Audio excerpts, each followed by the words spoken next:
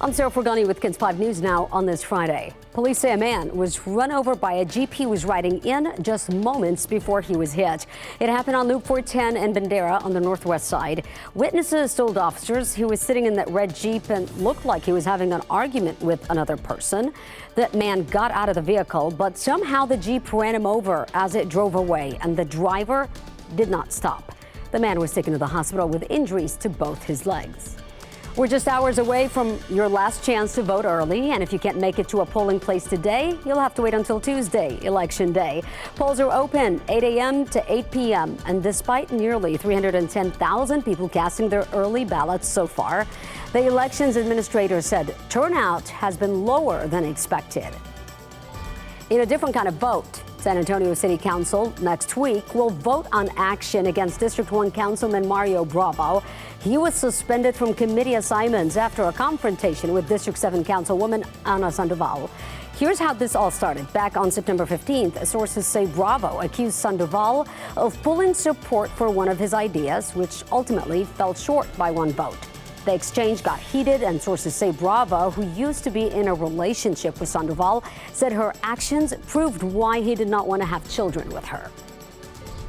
Tonight, the Spurs will play their first game since Josh Primo, accuser, spoke publicly for the first time. Dr. Hillary Cawthon is a psychologist who worked for the team. Cawthon says Primo exposed himself to her 9 different times, but she says team executives ignored her complaints.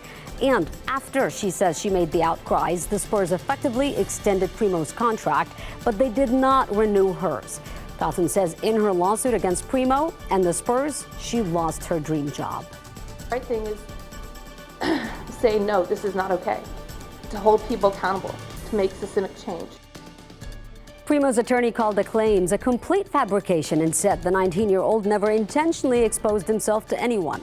The Spurs cut the rising star last week after another alleged flashing incident.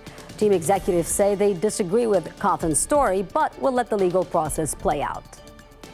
San Antonio police say an alleged killer is captured after weeks on the run. This is 38-year-old Jose Gerardo Gonzalez after getting arrested yesterday afternoon. He was found just one day after San Antonio police released surveillance video of him. Investigators say Gonzalez shot a man in the head October 14th in a parking lot off North Flores. Police say they do not have a motive and are still trying to find the link between the two men. Today, about half of Twitter's staff could lose their job. New owner Elon Musk reportedly plans to make massive cuts. Thousands of Twitter employees will find out through their email if they're leaving or staying with the company. But it's not the only tech company firing people or not hiring like it used to. Lyft also said it would lay off nearly 700 workers, roughly 13% of its staff. Amazon also said that it will pause corporate hiring for the next several months. After a 2-year hiatus due to COVID-19, tomorrow, a military retiree appreciation day returns in person. It is hosted by Brooke Army Medical Center and Joint Base San Antonio. It's free, open to military retirees and other family members. You could get medical and dental screenings, vaccinations, prescription glasses, and much more.